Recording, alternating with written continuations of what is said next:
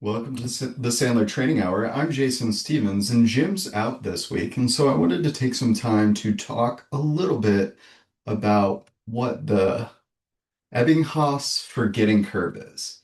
And I think that in context for this conversation, there's two things that really stand out for me. The first is when it comes to training or learning or developing yourself as a salesperson, or really developing yourself in any way, what are the risks that you run into? And first and foremost is the immediacy of how easy it is to forget.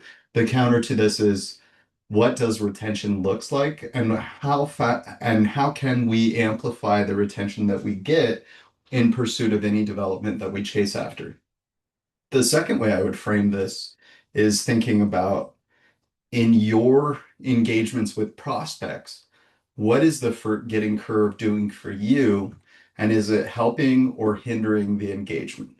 So if you think about what the forgetting curve looks like linearly, it means, let's say you have an experience. In one day, you will have forgotten roughly 60% of this experience. And over the course of a week, you're going to be hitting that 90 percentile mark. Meaning, if you're not going out of your way to remember, your mind will be working against you. This is just default functioning. So, when it comes to the Sandler training method, our learning is based on repeated learning cycles. So, we go through a topic, then we re-engage that topic, and we persistently build on that memory bank in our heads in order to hit mastery.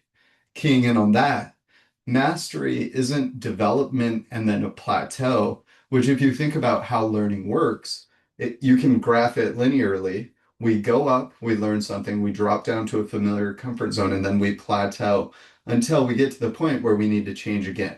So we rise to a point, drop back down to a comfort zone, and plateau again. This is the common lifeline or pattern of learning that we all run into and are familiar with. Ebbinghaus on the back end of this comes in and says that when it comes to learning, we experience something, we lose that memory of it, and unless we do something to amplify the retention, retention isn't a naturally occurring phenomenon. So think about this with your marketing or with a prospect engagement. This is the real gap between, do I have a newsletter and do I have a sort of marketing system that helps a lead move through my process, which would be a sequence. So when someone demonstrates engagement from your newsletter, what happens on the back end that allows them to retain that thought that got them interested in the first place? So maybe it's a day later they receive an email, and then 5 days later there's a phone call.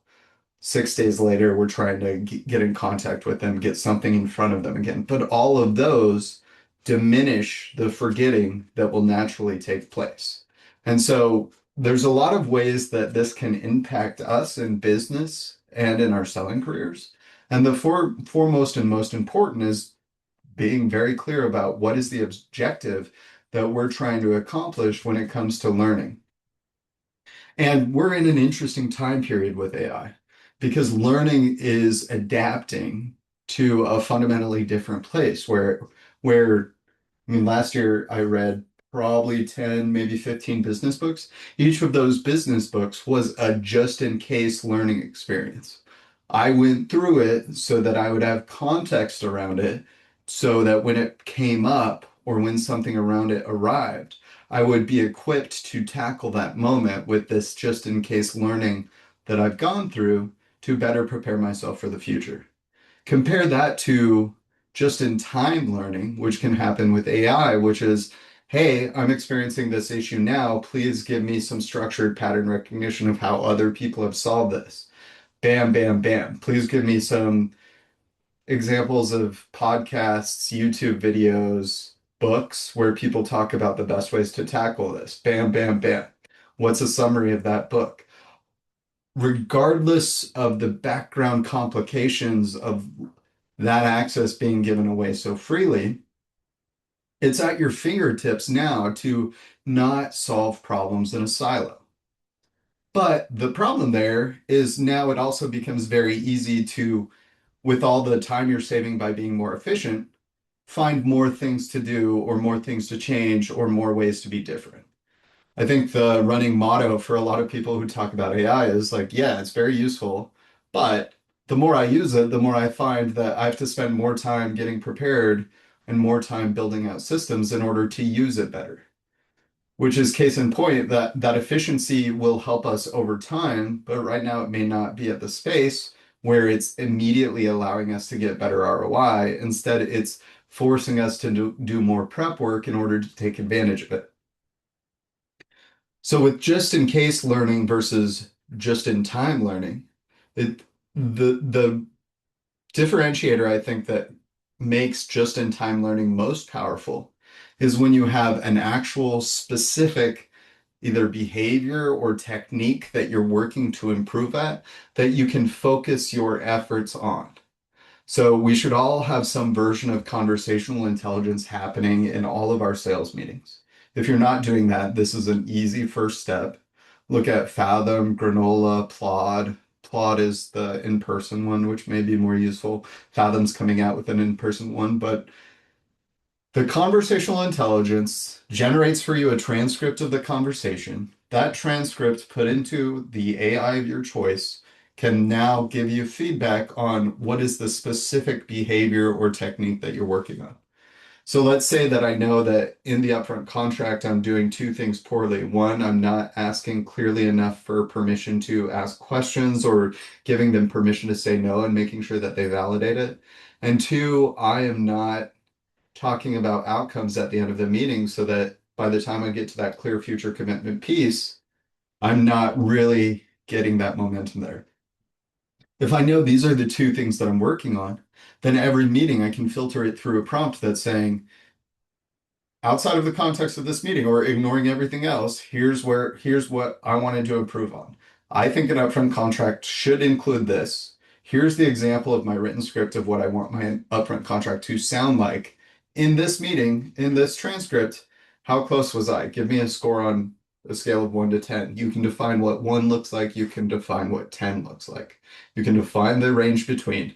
But it's all about creating that gradient that it can grade you on, defining what your ideal looks like and what it's accomplishing, and then giving context around what you're doing in real time. The difference between this and at the end of the week getting a post debrief summary from your manager, your owner, or maybe you are the solopreneur, and at the end of the week, that's the only time that you can look back on the sales calls that you did. And so if you're lucky, you get 5 minutes to look at them, but more often than not, you don't even touch them. The difference between these two things is similar to the experience that you have when at the end of the day you find out that you have broccoli in your teeth and you had broccoli for breakfast. It's not great to find out that you could have changed something 10 hours ago, but instead no one pointed it out. You didn't see it, and here you are. Did you run into a mirror at some point during that time period? Yeah, but you weren't looking for the thing. You weren't checking your teeth. Maybe that's not one of your strategies. Maybe you were rushing through washing your hands, but you didn't notice the thing that would have been spotted if you were asking for a pattern to recognize what's missing between what I want or what is new that I don't have or that I didn't expect. So really, I bring up the Ebbinghaus effect to make it very clear and remind us retention doesn't happen by accident.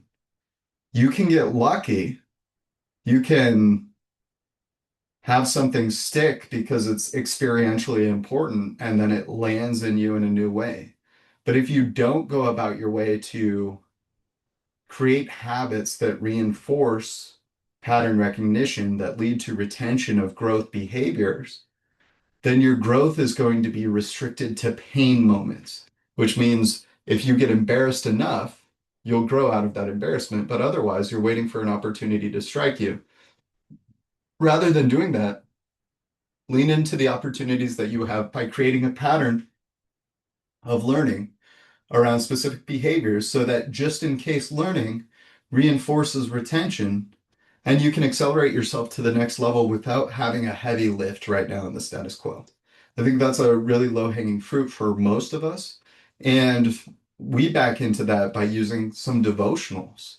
And I write my own about a month, 2 months at a time for however long it's necessary because I find it is most valuable to have on the top of your mind the thing that you're trying to improve on before the thing that you're doing poorly shows up.